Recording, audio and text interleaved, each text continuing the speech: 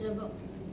மிகுந்த கிருபை இரக்கமுள்ள दया से भरने वाले परमेश्वर, இஸ்பால் அருமையான வேளையிலும் தகப்பனே, इस बहुमूल्य समय के लिए हम आपको धन्यवाद करते हैं। இந்த புதிய வருஷத்திலும் தகப்பனே, इस नए साल में पिता, அப்பா ஆண்டவரே, உடைய சமூகத்தில் நாங்கள் ஒருமித்து கூடி ஆண்டவரே, हम एक मन होकर आपके चरणों में आए இந்த हैं। வேதத்தை தியானிக்கும்படியா நீர் கொடுத்த கிருபைக்காக உம்மை நன்றியோடு துதிக்கிறோம், ஸ்தோத்தரிக்கிறோம் அப்பா. आपकी शास्त्र को ध्यान करने के लिए दिए हुए समय के लिए हम आपको धन्यवाद करते हैं। தகப்பனே, உம்மை நன்றியோடு துதிக்கிறோம் அப்பா. पिता, आपको धन्यवाद के साथ स्तुति करते हैं। கடந்த வருஷம் முழுவதும் எங்களுக்கு நல்லவராய் நீர் இருந்தபடினால் உமக்கு நன்றி அப்பா. पिछला साल आप हमें सारे कार्यों में बहुतायत से थे, आज हम धन्यवाद करते हैं। இப்பொழுது தகப்பனே, இந்த ஆண்டவரே அப்பா, நீங்க அடையாளை மறைத்து நீங்க பேசுங்கப்பா. पिता, आप गुलाम को साथ रखकर आप छुपा कर बातें कीजिए। தகப்பனே, எங்கள் ஒவ்வொருவருடைய இருதயங்களையும் திறந்தருளுங்க ராஜா. हमारे हर एक हृदय को आप खोलिए। நீங்கள் உங்களுடைய வார்த்தை ஒவ்வொன்றும் ஆண்டவரே அது ஆவியாய் ஜீவனாய் வல்லமையா இருக்கிறபடினால் आपकी हर एक वचन आत्मा और जीवन बनकर चले, அப்படியே எங்களில் அது கிரியை செய்வதாக ராஜா. वो हमारे अंदर क्रिया करने के लिए இதில் மறைத்து நீங்க வெளிப்படுங்க.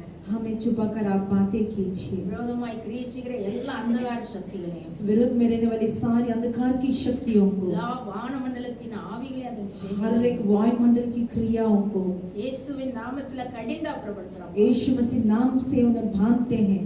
இயேசுவின் மூலம் ஜெபங்கள் பிதாவே, यीशु मसीह के नाम से मांगते पिता, ஆமென். आमीन।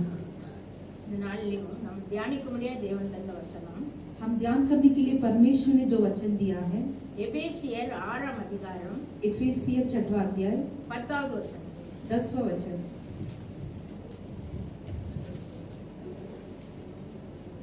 கடைசியாக என் சகோதரரே, கர்த்தரிலும் அவருடைய சத்துவத்தின் வல்லமையிலும் பலப்படுங்கள். கடைசியாக என் சகோதரரே, கர்த்தரிலும் அவருடைய சத்துவத்தின் வல்லமையிலும் பலப்படுங்கள். अंतिम दिनों में परमेश्वर के अंदर बलवान हो जाओ। பாருங்க, நம்மள ஆண்டவர் இந்த புதிய வருஷத்துல நம்மள பலப்படுத்துறார். देखिए, परमेश्वर इस नए साल में हम सबको बलवान करते हैं। நம்ம எப்படி பலப்பட்டு நிற்கணும் அப்படின்னு சொல்லி அந்த பிசாசுடைய தந்திரத்துக்கெல்லாம் எதிர்த்து நிற்கும்படியா எப்படி இருக்கணும்னு சொல்லி இன்னைக்கு நமக்கு சொல்லி தர போகிறார். कैसे हम बलवान खड़े रहना है और शैतान के विरुद्ध कैसे हम परमेश्वर के अंदर ठान लेकर खड़े रहना है, परमेश्वर इस कार्य को सिखाते हैं। எப்படி நம்ம பலப்படணுமா? कैसे हम बल पाना है? கர்த்தரிலும் அவருடைய சத்துவத்தின் வல்லமையிலும் பலப்படணும். परमेश्वर के अंदर उनके कार्यों में हम बल पाना है। பாருங்க, கர்த்தர்னா யார்? देखिए, परमेश्वर बोलेगा तो कौन है? கர்த்தர்னா பிதாவா, குமாரனா, பரிசுத்த ஆவியானவரா? परमेश्वर बोलेगा तो क्या परमेश्वर है, पिता है, कौन है? யார் சொல்லுங்க? இயேசு கர்த்தர். கர்த்தராகிய இயேசு கிறிஸ்துன்னு படிக்கும். மூவருமே கர்த்தர் தான். பாருங்க, பிதாவானவர் கர்த்தர்னு எங்க போட்டிருக்கு அப்படின்னா, யாத்திராகமம் 34வது அதிகாரத்துல 5-6 வசனத்துல போட்டிருக்கு பாருங்க. ஆண்டவர் வந்து தன்னுடைய நாமத்தை சொல்றார். கர்த்தர் ஒரு மேகத்தில் இறங்கி அங்கே அவன் அருகே நின்று கர்த்தருடைய நாமத்தை கூறினார். கர்த்தர் அவனுக்கு முன்பாக கடந்து போகிற போது அவர் கர்த்தர் கர்த்தர், இரக்கமும் கிருபையும் நீடிய சாந்தமும் மகா தயையும் சத்தியம் உள்ள தேவன். பாருங்க, பிதாவானவர் மோசே கிட்ட அவர் ஒரு மேகத்துல இறங்கி அவருடைய நாமத்தை சொல்றாரு, கர்த்தர் கர்த்தர். देखिए, मूसा के साथ एक मेघ के अंदर उतरकर परमेश्वर ही परमेश्वर है कहकर इस बात को बोलने लगे। அப்புறம் பாருங்க, ஏசாயா 42:8லயும் அதே போல சொல்லி இருக்கு. ஏசாயா 42:8 में நான் கர்த்தர், இது என் நாமம் அப்படின்னு ஆண்டவரே சொல்றாரு. मैं परमेश्वर हूँ, ये मेरा नाम है कहकर बोलने लगे। இப்போ பிதாவே அவரே தன்னுடைய நாமத்தை எப்படி சொல்றாரு? நான் கர்த்தர் அப்படி சொல்றாரு. देखिए, परमेश्वर ही खुद अपने नाम को कैसे प्रकट करते हैं। देखिए, இப்போ மோசே கிட்ட பேசும்போதெல்லாம் கர்த்தர் கர்த்தர்னே தான் வரும் பாருங்க. जब मूसा பழைய ஏற்பாட்டுல எல்லாத்துலயுமே கர்த்தர், பிதாவை சொல்றது எல்லாமே கர்த்தர் தான் வரும். जब मूसा के साथ परमेश्वर में बात करते हैं तो परमेश्वर परमेश्वर करके ही बोलते हैं। இப்போ இயேசுவானவர் கர்த்தர் தான் பாருங்க. यीशु मसीह ही परमेश्वर है। லூக்கா 2 அதிகாரம் 11ல போட்டிருக்கு. लूका 2 और 11 में देखते हैं, பிறக்கும் போதே இன்று கர்த்தராகிய கிறிஸ்து என்னும் இரட்சகர் உங்களுக்கு தாவீதின் ஊரிலே பிறந்திருக்கிறார்.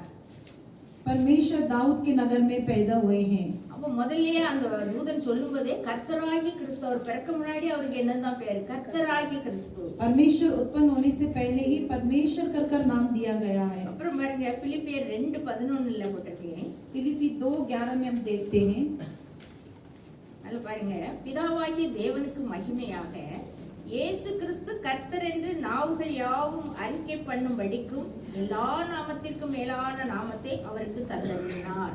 परमेश्वर पिता की महिमा के लिए हर एक की जीव में अंगीकार कर लिया है, यीशु मसीहा ही प्रभु है। இப்போ இயேசு கிறிஸ்து தான் கர்த்தர்னு நாவுகள் எல்லாம் அறிக்கை பண்ணும்படியா यीशु मसीह ही प्रभु है कर हम सब अपने नाम से अंगीकार करना है। அப்போ பிதாவானவர் கர்த்தர்னு பார்த்துட்டோம், இயேசுவானவரும் கர்த்தர் தான் இல்லையா? जब पिता यीशु मसीह ही है और यीशु मसीह ही प्रभु है। ஆவியானவர் கர்த்தர் தான் பாருங்க, 2 கொரிந்தியர் 3:17-18 போட்டு आत्मा भी परमेश्वर है। देखिए दूसरा कोरिन्थियर 3:17-18 3:17-18 दूसरा कोरिन्थियर 3:17-18 கர்த்தரே ஆவியானவர், கர்த்தருடைய ஆவி எங்கேயோ அங்கே விடுதலையும் உண்டு. கர்த்தரே ஆவியானவர். परमेश्वर ही आत्मा है, அப்போ ஆவியானவரும் கர்த்தர் தான் இல்லையா? लेकिन आत्मा ही प्रभु है। அப்போ 3 பிதாவானவரும் குமாரன் பரிசுத்தாவி 3 பேருமே அதுதான் கர்த்தர் தான். पिता पुत्र पवित्र आत्मा एक तीन एक ही है। அந்த திரியேக தேவன் இல்லையா? त्रिएक परमेश्वर कर 3 हम பேர் कहते हैं। ஏகமா ஒரே தேவன் கர்த்தர் இல்லையா? एक ही परमेश्वर है कर हम जानते हैं। அதுதான் அப்போ கர்த்தரிலும் परमेश्वर में அவருடைய சத்துவத்தின் வல்லமையிலும் பலப்படுங்கள். उनके साथ हम बलवंत होना है। அப்போ திரியேக தேவன்ல நம்ம பலப்படணும், त्रिएक परमेश्वर हम बल होना है, அவருடைய சத்துவத்தின் வல்லமையில பலப்படணும். उनकी सहायता से हम बलवान होना है। அவருடைய சத்துவத்தின் வல்லமை அப்படின்னா उनकी பாருங்க, அதை எப்படி நம்ம பலப்பட முடியும்? हम कैसे उनके अंदर बल पाना है। அதான் அடுத்து வர்ற வசனங்கள்ல போட்டிருக்கு. எபேசியர் 6:11 போட்டிருக்கு பாருங்க. एफिसियर 6:11 में நீங்கள் பிசாசின் தந்திரங்களோடு எதிர்த்து நிற்க திராணி உள்ளவர்களாகும்படி தேவனுடைய சர்வாயுத வர்க்கத்தை தரித்துக் கொள்ளுங்கள். அடுத்து வாசி. ஏனெனில் மாம்சத்தோடும் இரத்தத்தோடும் அல்ல, துரைத்தனங்களோடும் அதிகாரங்களோடும் இப்பிரபஞ்சத்தின் அந்தகார லோகாதிபதிகளோடும் வான மண்டலங்களில் உள்ள பொல்லாத ஆவிகளின் சேனைகளோடும் நமக்கு போராட்டம் உண்டு. ஆகையால் தீர்ப்பு நாளிலே அவைகளை நீங்கள் எதிர்க்கவும் சகலத்தையும் செய்து முடிக்கவர்களாய் நிற்கவும் திராணி உள்ளவர்களாகும்படிக்கு தேவனுடைய சர்வாயுத வர்க்கத்தையும் எடுத்துக்கொள்ளுங்கள். பாருங்க, நம்ம பிசாசுடைய தந்திரங்களோடு எதிர்த்து நிற்க திராணி உள்ளவர்களாகும்படி हमें शैतान की सारी चतुराई के विरुद्ध खड़े रहने के लिए தேவனுடைய சர்வாயுத வர்க்கத்தை தரித்துக் கொள்ள சொல்லி. परमेश्वर की सारे हथियार को हमें पहनना है। இப்போ சர்வாயுத வர்க்கம் அப்படின்னா என்னது? सारे हथियार बोलेगा तो क्या है, எதுக்காக அதை நம்ம தரித்துக் கொள்ளணும் அப்படின்னு சொல்லி போட்டிருக்கு பாருங்க. किस लिए वो कार्य को हमें पहनना है। அதுக்கு அடுத்த வசனத்துல மாம்சத்தோடு ரத்தத்தோடு அல்ல. இப்ப நம்ம ஒருவருக்கு ஒருவர் சண்டை போட்டா மாம்சத்தோடு ரத்தத்தோடு சண்டை போடுவோம் இல்லையா? मांस के साथ और लहू के साथ लड़ाई करना, அதோட அல்ல, அப்படிப்பட்ட சண்டை கிடையாது. நமக்கு ஆவிக்குரிய யுத்தம் वैसा झगड़ा नहीं है। துரைத்தனங்களோடும் हमारी आत्मिक युद्ध அதிகாரங்களோடும் अधिकारों के साथ, பிரபஞ்சத்தின் அந்தகார லோகாதிபதிகளோடும் इस प्रपंच के अंधकार के अधिकारी के साथ, மண்டலங்களில் உள்ள பொல்லாத ஆவிகளின் சேனைகளோடு நமக்கு போராட்டம் உண்டு. आकाश में रहने वाली दुष्ट आत्मा के साथ हमारा युद्ध है। அப்போ நம்ம யுத்தம் எப்படி இருக்குது? वैसे तो हमारा युद्ध कैसा है? நமக்கு துரைத்தனங்கள்னா நமக்கு ஒரு அதிகாரம் பண்றதுக்குன்னே ஒருத்தன், துரைத்தனம் பண்ணதுக்குன்னே ஒரு பிசாசு நமக்காண்டி இருக்கும்.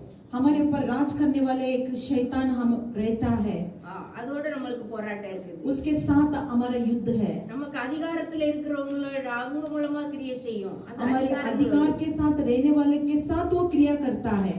அப்புறம் இப்பிரபஞ்சத்தின் அந்தகார லோகாதிபதிகளோடும், इस संसार के हाकिमों के साथ, இந்த உலகத்துல நடமாடுற பிசாசுனுடைய எல்லா தந்திரங்களோடும், इस संसार के अंदर रहने वाले सारे अंधकार की शक्तियों के साथ, இன்னும் வானமண்டலங்களில் உள்ள பொல்லாத ஆவிகளின் சேனைகளோடும் நமக்கு போராட்டம். और आसमान में रहने वाले सारे अंधकार की शक्तियों के साथ நம்ம ஆண்டவருக்குள்ள நம்ம கொஞ்சம் கொஞ்சமா உள்ள வர வர நம்ம நல்லா ஜெபிக்க ஆரம்பிச்சிட்டோம்னாலே இந்த போராட்டம்லாம் தொடங்கிடும். देखिए परमेश्वर के साथ थोड़ा थोड़ा उनके साथ मेल मिलाप करते समय सारा कार्य हमारे पीछे हो लेता है। அதனால நமக்கு ஆண்டவர் என்ன செய்திருக்கிறார்? சர்வாயுத வர்க்கத்தை நமக்கு தந்திருக்கிறார். इसलिए तो परमेश्वर ने हम सबको परमेश्वर के सारे हथियारों को पहनने के लिए उन्हें दिया है। என்னெல்லாம் பாருங்க, அந்த 14வது வசனத்துல போட்டிருக்கு. परमेश्वर ने देखिए कौन सा हथियार हमारे लिए दिए हैं।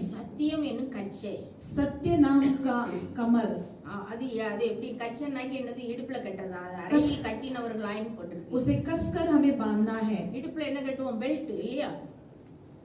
हमें अपने इसमें क्या बांधते हैं? बेल्ट बांधते हैं அது பெல்ட் कमर மாதிரி में। ஒரு ஆயுதம் நமக்கு, அது ஒரு துணை.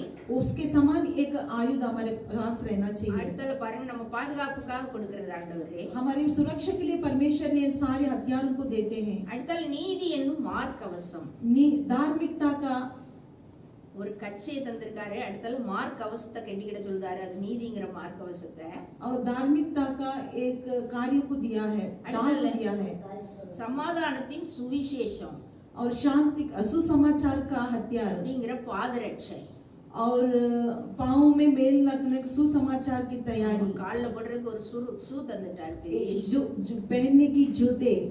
அப்புறம் பொல்லாங்கனியையும் அக்கினி ஆஸ்திரங்களை எல்லாம் அவித்து படத்தக்கதா எல்லாவற்றிற்கும் மேலாக விசுவாசம் என்னும் கேடகத்தை பிடித்து கொண்டவர்களாயும் நில்லுங்கள்.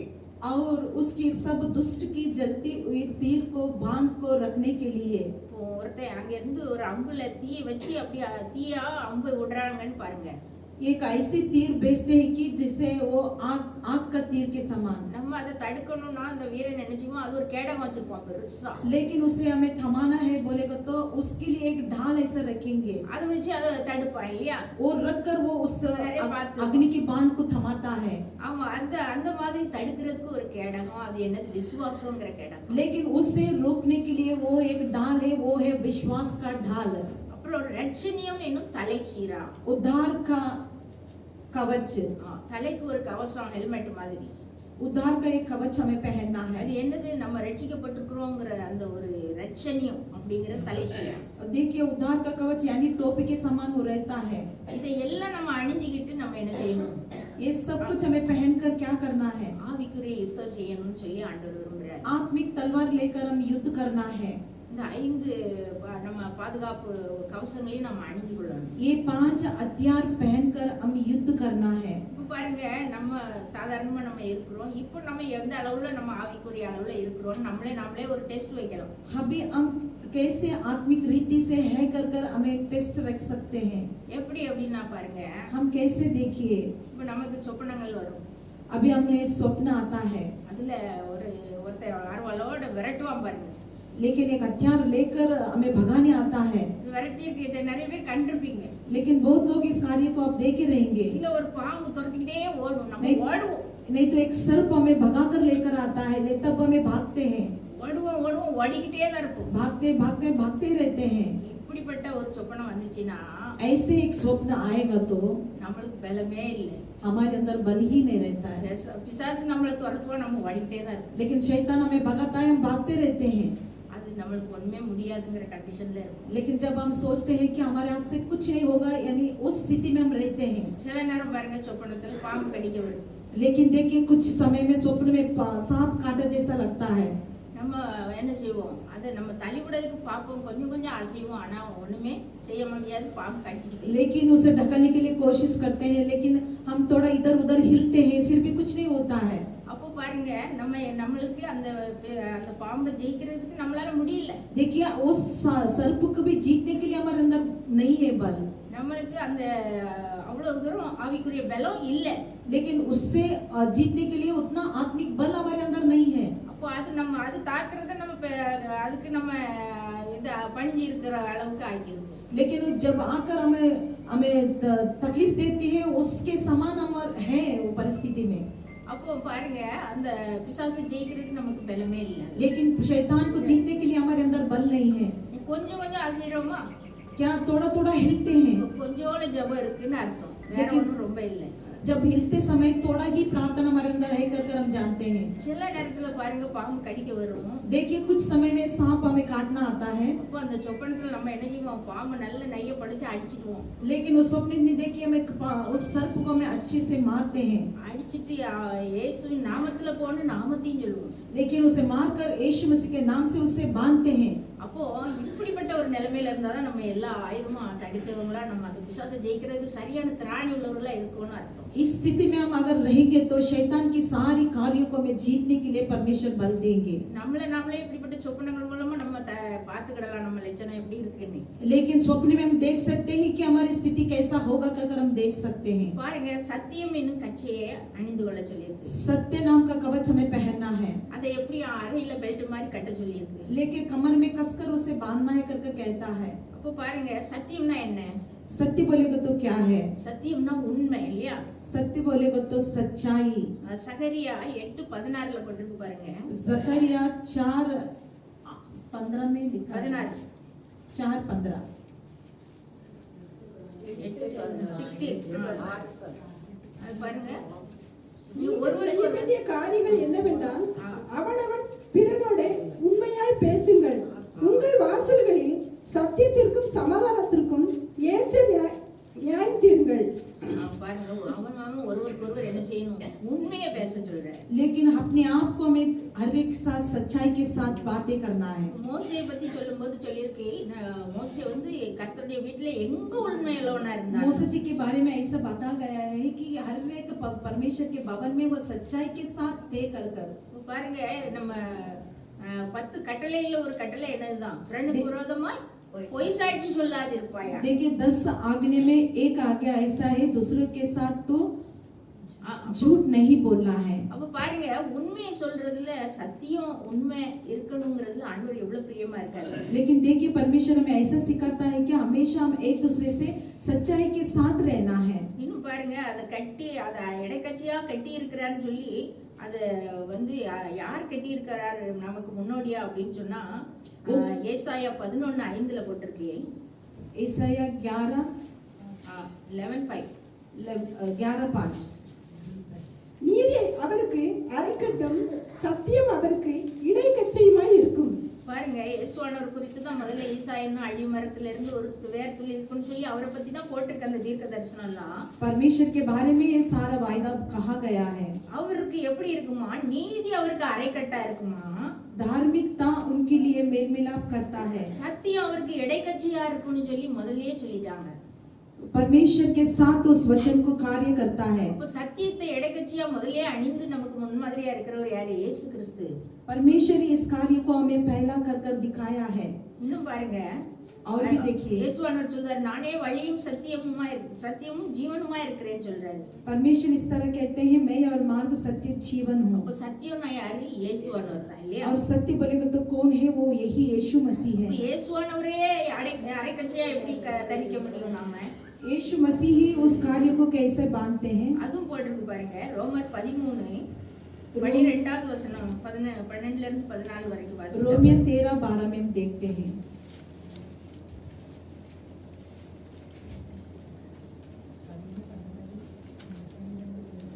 ரோமர் 13:12 இரவு சென்று போயிற்று, ஆ. பகல் சமீபமாயிற்று. ஆ. ஆகையால் அந்தகாரத்தின் கிரியைகளை நாம் தள்ளிவிட்டு ஒளியின் ஆயுதங்களை தரித்துக் கொள்ள கடவோம். களியாட்டும் வெறியும் வேசித்தனமும் காம விகாரமும் வாக்குவாதமும் பொறாமையும் உள்ளவர்களாய் நடவாமல் பகலிலே நடக்கிறவர்கள் போல சீராய் நடக்க கடவோம். துரிச்சைகளுக்கு இடமாக உடலை பேணாமல் இருந்து கர்த்தராகிய இயேசு கிறிஸ்துவை தரித்துக் கொள்ளுங்கள். பாருங்க, இரவு சென்று போயிட்டு நாளெல்லாம் போயாச்சு, रात दिन तो बीत गया है, பகல் சமீபமாயிற்று. दिन आ रही है। ஆகினால என்ன செய்யுங்க? அந்தகாரத்தின் கிரியைகள் எல்லாம் தள்ளி விடுங்க. अंधकार के कामों में त्याग कर दो ஒளியின் ஆயுதங்கள் और उजाले के मार्ग में இயேசு கிறிஸ்துவை என்னுடைய ஆயுதங்களை நம்ம என்ன செய்வோம்? தரித்துக் கொள்வோம். यीशु मसीह की कार्य को यानी उनकी दिए हुए धारण हमें धारण करना है। அந்தகார கிரியைகள்னு சொல்லி எதெல்லாம் சொல்றாங்க பாருங்க. अंधकार की क्रिया कौन सा है कर यहाँ पर बोले हैं? களியாட்டு, வெறி, झूठ, डसना, வேசித்தனம், காம விகாரம், व्यभिचार, लुपा छुपी, வாக்குவாதம், पिया कट पाना பொறாமை, और घमंड, இதை எல்லாம் தள்ளிட்டு நம்ம என்ன செய்யணும்? பகல்ல நடக்கிறவங்க போல சீராய் நடக்க கடவுள். ये सब कुछ ढकल कर हमें क्या करना है? उजाले में चलने वाले लोग बनना है। நம்ம வாழ்க்கையில இந்த மாதிரியான காரியங்கள் இருந்தா நம்ம என்ன செய்யணும்? இதெல்லாம் தள்ளி விடணும். ये सारी अभिलाषों को हमें दूर करना है। அது துர் இச்சைகளுக்கு இடமாக உடலை பேணாமல் இருந்து ये सारी दूर अभिलाषों से हमें दूर होना है। இயேசு கிறிஸ்துவை தரித்துக் கொள்ளுங்கள். यीशु मसीह को हम स्वीकार करना है। கெட்ட குணங்கள் எல்லாம் தள்ளிட்டு நம்ம இயேசுவானவர் மாதிரி என்ன செய்யணும்? அவரை போல ஒரு சாயலை நம்ம என்ன செய்யணும்? தரித்துக் கொள்ளணும். सारी बुरी कार्य ढकल कर यीशु मसीह को हमें धारण करना है। அப்போ அவரையே தரித்துக் கொள்றதுனா எப்படி பாருங்க, இந்த மாதிரியான தீய காரியங்கள் எல்லாம் விலக்கிட்டு நம்ம என்ன செய்யணும்? இடைக்கட்சியா சத்தியங்கிற இயேசுவானவரை நம்ம கட்டிக்கொள்ளணும். सारी इस बुरी कार्य को ढकल कर यीशु मसीह को धारण कर कर सत्य नाम का कवच हमें पहनना है। இன்னும் பாருங்க, और भी देखिए, அடுத்தல நீதி என்னும் மார்க்கவசம். धार्मिकता का कवच। இப்போ நீதிங்கிற மார்க்கவசம் எப்படி? धार्मिकता का कवच बोलेगा तो क्या है? பாருங்க, முதலாவது தேவனுடைய ராஜ்யத்தையும் அதனுடைய நீதியையும் தேடுங்கள். पहले परमेश्वर के राज्य को तुम खोज करो कर वचन कहता है, அப்பொழுது இவைகள் எல்லாம் உங்களுக்கு கூட கொடுக்கப்படும். तब तुम्हें इन सारी कार्य मिल जाएगा। அப்போ முதலாவது அவருடைய நீதி, அந்த ராஜ்யத்தையும் அவருடைய நீதியும் நம்ம தேடணும்னா அந்த தேவனுடைய ராஜ்யம், அந்த நீதி என்னது அப்படின்னு பார்த்தா, देखिए पहले हम परमेश्वर को राज्य को खोना है, वो धार्मिकता क्या है कर बोलेंगे तो யோவான் 3:5 போட்டிருக்கேன். यूहन्ना 3:5 में हम देखते हैं, ஒருவன் ஜலத்தினாலும் ஆவினாலும் பிறவாவிட்டால் தேவனுடைய ராஜ்யத்தில் பிரவேசிக்க மாட்டான். यूहन्ना में हम देखते हैं एक जल से और आत्मा से पैदा नहीं हुआ तो அப்போ தேவனுடைய நீதி என்னது? ஜலத்தினால ஞான ஸ்நானம் எடுக்கணும். ஆண்டவரே அப்படிதான் இப்பொழுது இந்த நீதியை இடங்கொடு, முதலாவது இந்த நீதியை நிறைவேற்றணும்னு ஆண்டவரே சொல்றாரு யோவான்ல. पहले ही परमेश्वर कहते हैं धार्मिकता को तुम पहले परिपूर्ण करो। அப்போ பாருங்க, அப்போ நம்ம பரிசுத்த ஆவியையும் பெற்றுக்கொள்ளணும், हमें पवित्र आत्मा में धारण करना है ஞானமும் நம்ம எடுத்துக்கொள்ளணும். और बैप्टिज्म में भी हमें लेना है। இதுதான் நீதியை நிறைவேற்றுறது. यही धार्मिकता को हम पूरा करते हैं। நம்ம பரிசுத்த ஆவியை பெற்றுக்கிட்டா ஆண்டவர் என்ன செய்வார்? ஆவியானவர் என்ன செய்வாரு? हमें पवित्र आत्मा धारण करेंगे तो आत्मा जी हमें अंदर क्या करते हैं? யோவான் 16:8 போட்டிருப்பாரு. யோவான் 16:8 में लिखा है, பரிசுத்த ஆவியானவர் வந்து पवित्र आत्मा आकर பாவத்தை குறித்தும் நீதியை குறித்தும் पाप के और धार्मिकता को बताते हैं நியாய தீர்ப்பை குறித்து உலகத்தை கண்டித்து உணர்த்துவார். और न्याय के साथ संसार को घाट कर बांधते हैं। அப்போ பரிசுத்த ஆவியை நம்ம பெற்றுக்கொண்டோம்னா अगर पवित्र आत्मा को हम पहन लेंगे तो அப்போ நமக்கு என்ன செய்வார்? அவர் பாவத்தை குறித்து நீதியை குறித்துலாம் நமக்கு உணர்த்துவார். तब परमेश्वर ने हमें धार्मिकता के बारे में और पाप के बारे में वो सिखा कर देते हैं। இன்னும் பாருங்க, மத்தேயு 5:6 போட்டிருக்கேன். मत्ती 5:8 में हम देखते हैं, நீதியின் மேல் பசிதாகம் உள்ளவர்கள் பாக்கியவான்கள், धार्मिकता के भूखे हैं वो भाग्यवान हैं, அவர்கள் திருப்தி அடைவார்கள். वो लोग तृप्त होंगे। அப்போ நீதியின் மேல பசிதாகத்தோட நம்ம என்ன செய்யணும்? அந்த ஒரு தாகத்தோட நீதியை கடைபிடிக்கிறவர்களா இருக்கணும் நம்ம வாழ்க்கையில. देखिए परमेश्वर कहता है हमारे मन को शुद्ध रखकर वो धार्मिकता के अंदर चलना है। எது செய்தாலும் நமக்கு முன்னாடி ஒரு தராசு இருக்கிற மாதிரி நினைச்சிட்டு இது எது நியாயங்கிறதை யோசிச்சு நம்ம செய்யணும். जो कुछ भी हम करते हैं हमारे सामने एक न्याय का कार्य है कर हम देखना चाहिए। இன்னும் பாருங்க, அடுத்தல 10வது வசனத்துல, அதே மத்தேயு 5:10 मत्ती 5:10 में देखिए, நீதி நிமித்தம் துன்பப்படுகிறவர்கள் பாக்கியவான்கள், धन्य है वे जो धार्मिकता के कारण सताए जाते हैं, பரலோக ராஜ்யம் அவர்களுடையது. क्या है कि स्वर्ग का राज्य उन्हीं का है। அப்போ நீதியினால நம்ம துன்பப்பட்டா நமக்கு என்னது கிடைக்குது? अगर देखिए धार्मिकता के साथ अगर हम दुख उठाएंगे तो हमें क्या मिलता है? பரலோக ராஜ்யமே நமக்கு தான் சொந்தமா கிடைக்குது. पर स्वर्ग राज्य ही हमारे लिए हो जाएगा। அப்போ நமக்கு என்ன தேவை? நீதி என்கிற இந்த மார்க்கவசம் நம்ம எல்லாருக்கும் தேவை. अगर इस कार्य में हमें क्या जरूरी है? धार्मिकता का एक कवच हमें जरूरी है। அப்போ முதல்ல என்ன பார்த்தோம்? நம்ம சத்தியத்தை அரைக்கச்சியா கட்டிக்கிறோம். पहले हम क्या देखते हैं? உண்மையையும் இயேசுவானவரையும் நம்ம என்ன செய்வோம்? பெல்ட்டா கட்டிக்கிறோம். ये सत्य और उस नाम का इस बोलते समय हमारे बेल्ट के समान उसे बांध लेते हैं। அடுத்தால நீதி என்கிற மார்க்கவசத்தை நம்ம என்ன செய்கிறோம்? அணிந்து கொள்கிறோம். நெஞ்சுக்கு நேரா இருக்கும் அந்த மார்க்கவசம். और धार्मिकता का हथियार हमें अपने शरीर की छाती में बांध लेते हैं। அப்போ நம்ம இருதயமே நெஞ்சில தான் இருக்கு இல்லையா? हमारे हृदय हमारी छाती में है। ஆமா. அப்ப சத்துரு நம்மளுக்கு எதிரா இது பண்ணும்போது நமக்கு நெஞ்சில ஒண்ணும் படாது. लेकिन शत्रु हमारे विरुद्ध आते समय हमारे छाती को कुछ नहीं होता है। கவசத்தை நம்ம நீதிங்கிற கவசத்தை நம்ம அணிந்து கொள்கிறோம். हम धार्मिकता का कवच को कस कर बांधना है। அடுத்தால என்னது?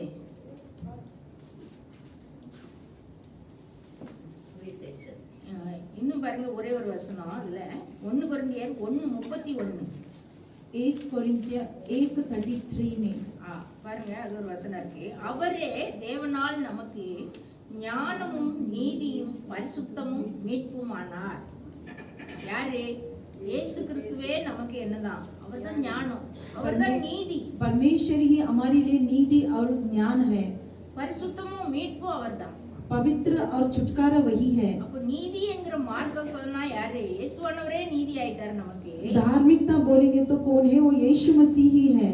அப்போ அவரே மார்க்கவசமா நமக்கு இருக்கிறாரு. वही हमारे लिए उस कवच को पहनाते அப்போ हैं, அவரை தான் நம்ம என்ன செய்யறோம்? தரித்துக் கொள்ளுகிறோம். वही उस कवच को हमें पहनना है। இன்னும் பாருங்க அடுத்தல சமாதானத்தின் சுவிசேஷத்திற்குரிய ஆயத்தம் என்னும் பாதரட்சியை கால்களில் கொடுக்கணும்.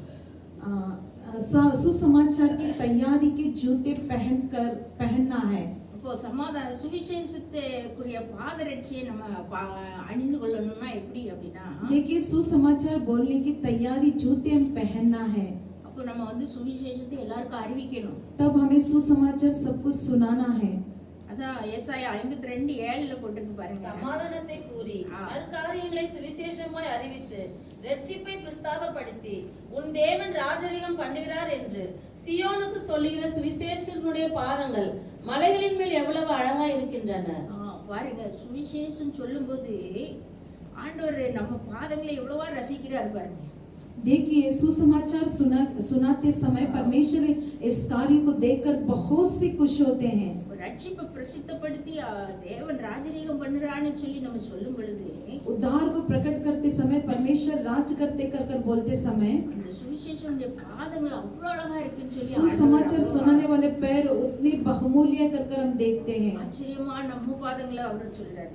परमेश्वर देखिए हमारी पैरों को उस कार्य को बोलते हैं। இன்னும் பாருங்க சங்கீதம் 68:11 भजन संगीता 68:11 में हम देखते हैं, ஆண்டவர் வசனம் தந்தார், प्रभु आज्ञा देते हैं, அதை பிரசித்தப்படுத்துகிறவர்களின் கூட்டம் மிகுதி. तब शुभ समाचार सुनाने वाले की भीड़ सेना ही जानती है। ஆண்டவர் வசனம் தந்து அதை பிரசித்தம் பண்ணுற கூட்டம் ரொம்ப இருக்கு அப்படிங்கிறார். परमेश्वर सुसमाचार देकर सुनाने वाले झुंड बहुत है कर कहते हैं। எனக்கு கூட ஒரு அழைப்பு, இந்த சுவிசேஷம் சொல்றதுக்குரிய அழைப்புன்னு சொல்லி எனக்கு எப்படி தெரியும் அப்படின்னா, देखिए मुझे भी एक बुलावा दिया गया कि परमेश्वर की सुसमाचार सुनाना है। சொப்பனத்துல நான் ஒரு பெஞ்சில உட்கார்ந்துருக்கேன். स्वप्न में मैं एक बेंच में बैठी हूँ। அப்போ இந்த முஸ்லிம்காரங்கெல்லாம் ஒரு வெள்ளை குர்தா போட்டு பைஜாமா மாதிரி போட்டு ஒரு தொப்பி வச்சுக்கிட்டு இருக்காங்கல்ல. सारे मुसलमान एक सफेद कुर्ता पहनकर एक खड़े हैं टोपी पहनकर। அந்த மாதிரி ட்ரெஸ் போட்டு ஒரு 3 பேர் उससे समान पहनकर एक 3 जन है। அவங்க எங்க வீட்டுக்குள்ள வராங்க. वो 3 जन मेरे घर के अंदर आते हैं। வந்து ஒரு ஜோடி செருப்பு பாருங்க, एक जोड़ी चप्पल देते हैं। நான் போடுற செருப்பு மாதிரி அதுல வேற வித்தியாசமான ஒரு டிசைன்ல ஒரு ஜோடி செருப்பு. बहन पहनने वाली चप्पल के समान और उसके साथ एक डिजाइन था उस चप्पल के அதை अंदर। கொண்டு வந்து அப்படி பணிவா அந்த எங்க வீட்டு வாசல்ல அந்த செருப்பு போடுற இடத்துல கொண்டு வந்து வைக்கிறாங்க. वो चप्पल लाकर हमारे घर के बाहर वो लोग लाकर रखते हैं। அப்படி வச்சிட்டு வேற ஒண்ணும் பேசல, அவங்க பண்ணி போயிட்டாங்க. लेकिन कुछ नहीं बोले, लेकिन वो लोग रख कर चले गए। அப்பதான் தெரியாது ஆயத்தம் என்னும் பாதரட்சை. लेकिन तब मुझे पता चला कि सिद्ध होना परमेश्वर ने दिए हुए जूते हैं। அப்ப பாருங்க, அந்த சுவிசேஷத்தை நம்ம சொல்லணும்னா ஆயத்தங்கிற பாதரட்சை நமக்கு தேவைப்படுது. सुसमाचार सुनाना है तो परमेश्वर दिया हुआ इस जूते को हम पहनना जरूरी है। அடுத்தல பாருங்க இன்னும் ஒரு வசனம் மத்தேயு 24:14 போட்டிருக்கு. मत्ती 24:4 में ராஜ்யத்தினுடைய இந்த சுவிசேஷம் परमेश्वर की राज्य के इस सुसमाचार को பூலோகம் எங்கும் உள்ள சகல ஜாதிகளுக்கும் சாட்சியாக इस பிரசங்கிக்கப்படும். संसार के सारे लोगों को उस कार्य को सुनाना है। அப்பொழுது முடிவு வரும். तब जाके अंत आएगा। அப்ப எல்லா ஜாதிகளுக்கும் இந்த சுவிசேஷம் பிரசங்கிக்கப்பட்ட பிறகுதான் हम इस सुसमाचार को सारे लोगों को प्रकट करते समय में முடிவு வரும். अंत आएगा। அப்ப இந்த உலகத்துக்கு முடிவு என்னது? சுவிசேஷம் சொல்லி முடிச்சா தான் முடிவு வரும். इस संसार के लिए अंत क्या है? सारी जगह पर सुसमाचार सुनाना। அடுத்தல பாருங்க, விசுவாசம் என்னும் கேடகம். विश्वास नाम का ढाल। இப்போ விசுவாசம் என்னும் கேடகத்தை நம்ம என்ன செய்யணும்? வச்சுக்கிடணும். विश्वास नाम का ढाल को हमें रखना है। அப்போ அந்த கேடகம், அப்போ ஆண்டவர் சொல்லியிருக்கிறார் பாருங்க, மத்தேயு 16 17-18 मत्ती 16, 18, 17 में இயேசு பிசாசை அதட்டினார். இல்ல, மத்தேயு 16, 17-18. மேலும் நான் உனக்கு சொல்லுகிறேன், அது இல்லையோ, மார்க் பாருங்க, மார்க் 16 பாருங்க. விசுவாசிக்கிறவர்களால் நடக்கும் அடையாளங்களாவன விசுவாசிக்கிறவர்களால் நடக்கும் அடையாளங்கள் ஆவன. என் நாமத்தினால பிசாசுகளை துரத்துவார்கள், நவமான பாசைகளை பேசுவார்கள், சர்ப்பங்களை எடுப்பார்கள், சாவுக்கு ஏதுவான யாதொன்றை குடித்தாலும் அது அவர்களை சேதப்படுத்தாது, வியாதியஸ்தர் மேல் கைகளை வைப்பார்கள், அப்பொழுது அவர்கள் சொஸ்தமாவார்கள் என்றார். அப்ப பாருங்க, விசுவாசிக்கும் பொழுதுதான் நம்ம இவ்வளோ காரியங்களை செய்ய முடியும். जब हम विश्वास करते हैं तो ये सारे कार्यों को हम देख सकते हैं, இப்போ விசுவாசம் தான் ஒரு பெரிய கேடகம். लेकिन विश्वास नाम का ही एक बड़ा डाल है। அப்போ விசுவாசிச்சா நம்ம என்ன செய்வோம், நவமான பாஷைகளை, அந்நிய பாஷைகளை பேசுவோம். और विश्वास करेंगे तो तरह तरह की भाषा हम बोल सकते हैं। விசுவாசிச்சா நம்ம வந்து பிசாசை அந்த சர்ப்பங்கள் எல்லாம் நம்ம என்ன செய்வோம், எடுப்போம். विश्वास करेंगे तो सारे आने वाले दुष्ट आत्मा या सर्पों से मिटा सकते हैं। சாவுக்கு எதுவான எது குடிச்சாலும் நம்மள அதை என்ன செய்ய சேதப்படுத்தாது. नाशवान होने वाले कार्य जो भी आएगा तो हमें कुछ नहीं कर सकती है। வியாதியஸ்தர்கள் மேல கையை வச்சா என்ன செய்வாங்க, சுத்தமாவாங்க. बीमारी लोगों के ऊपर हाथ रखेंगे तो वो चंगाई हो जाएंगे। அப்போ பிசாசு துரத்துறதுக்கும் நவமான பாஷையை பேசுறது எல்லாத்துக்கும் தேவையானது என்னதான், விசுவாசம் இன்னும் கேடகம். अन्य अन्य भाषा बोलने के लिए और शैतान को भगाने के लिए हमें जरूरी क्या है? ஆண்டவரும் பாருங்க, நம்மள்ட்ட அவர் ஒவ்வொரு அற்புதம் செய்யறதுக்கு முன்னாடி நீ விசுவாசிக்கிறாயா அப்படின்னு தான் கேட்பாரு. लेकिन परमेश्वर जो कोई भी अद्भुत कार्य करते हैं उससे पहले वो पूछते हैं कि क्या तुम इस कार्य में विश्वास करते हो? அவர் அற்புதம் செய்த பிறகு என்ன சொல்லுவாரு, உன் விசுவாசம் உன்னை ரட்சித்தது அப்படின்னு. लेकिन अद्भुत कार्य होने के बाद परमेश्वर ने क्या बोलते हैं? तेरा विश्वास ही तुझे चंगा किया कर कर बोलते நீ हैं। விசுவாசிக்க கூடுமானால் ஆகும் அப்படிங்கிறார். जब तू विश्वास करेगी तो ये कार्य पूरा होता है कर कर बोलने लगे। இன்னும் பாருங்க, 1 யோவான் 5:4-5 போட்டிருக்கேன். 1 யோவானா 5:4 में அவர்கள் உலகத்திற்குரியவர்கள், ஆகையால் உலகத்திற்குரியவர்களை பேசுவார்கள், உலகமும் அவர்களுக்கு செவி கொடுக்கும். 1 யோவான் 5:4-5. நம்முடைய விசுவாசமே உலகத்தை ஜெயிக்கும் ஜெயம் இல்லையா? தேவனால் பிறப்பதெல்லாம் உலகத்தை ஜெயிக்கும், நம்முடைய விசுவாசமே உலகத்தை ஜெயிக்கிற ஜெயம். பாருங்க, நம்ம விசுவாசம் தான் என்ன செய்யும், உலகத்தையே ஜெயிக்கிறதுக்கு நமக்கு உதவி செய்யுது. देखिए विश्वास अगर हमारे अंदर रहेगा तो इस संसार को ही हम जीत सकते हैं। அடுத்த வசனத்துல பாருங்க, தேவனுடைய இயேசுவானவர் தேவனுடைய குமாரன் என்று விசுவாசிக்கிறவனே அன்றி உலகத்தை ஜெயிக்கிறவன் யார்? लेकिन देखिए यीशु मसीह के ऊपर जो कोई पुत्र कर विश्वास करते हैं वही इस संसार को जीतते हैं। அப்போ தேவகுமாரனை நம்ம விசுவாசிச்சா நமக்கு என்னது, உலகத்தை நம்ம ஜெயிக்க முடியும். अगर परमेश्वर यीशु मसीह के ऊपर हम विश्वास करेंगे तो इस संसार को हम जीतते हैं। அடுத்தது பாருங்க, ரட்சணியம் என்னும் தலைச்சீரா. देखिए उद्धार नाम का ढाल। அடுத்து ரட்சணியம் என்னும் தலைச்சீரா அப்படின்னா என்ன? उद्धार नाम का ढाल बोलेगा तो क्या है? நம்மளுக்குள்ள ஒரு பெரிய ஒரு விசுவாசம், நம்பிக்கை எப்படி இருக்கணும், நம்ம ரட்சிக்கப்பட்டிருக்கிறோம். अगर हमारे अंदर एक बड़ी विश्वास को हम रखना है, அந்த ஒரு தைரியம், அந்த நம்பிக்கை இருந்ததால அதுதான் தலைச்சீரா. उस विश्वास रहेगा तो वही सिर का विश्वास का ढाल है कर कर बोल सकते हैं। விசுவாசம் உள்ளவன் ஆகி ஞான ஸ்நானம் பெற்றவன் ரட்சிக்கப்படுவான். जो कोई विश्वास करता है वो बैप्टिज्म लेगा तो विश्वास के कार्य को देखता है। கிருபையினாலே விசுவாசத்தை கொண்டு ரட்சிக்கப்பட்டீர்கள். अनुग्रह के साथ विश्वास के कार्य को बाप அப்போ ரட்சிக்கப்பட்டிருக்கிறோம்னு நம்ம என்ன செய்யணும், விசுவாசிக்கணும். अगर हम उद्धार पाए हैं कर कर वो उस कार्य को विश्वास करना है, அதுதான் நமக்கு தலைச்சீரா. वही हमारी आत्मिक कवच है। அடுத்தது பாருங்க, தேவ வசனமாகிய ஆவியின் பட்டயம்.